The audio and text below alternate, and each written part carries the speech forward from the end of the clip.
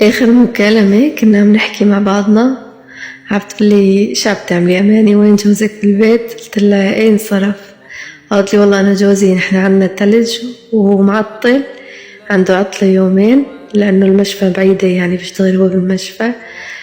قالت لي معطل والحمد لله رب العالمين قمت حممت بنوتاتي وطبخت طبخة ليومين مشان أبرك أتهنى مع جوزي وولادي. ياي أنا ما بتروح من بالي هالكلمة هاي. وكمان في تسجيل عبتقولي يلا دي روحي تصبحي على خير وما بتنعسي انتي الساعة شي 2. قالت لي ما بتنعسي انتي؟ قلت لها لا ما بنعس، أنا بسهر شوي يعني. قالت لي عليكي أنا بتلف طول نهار رقد وست بنات وهيك.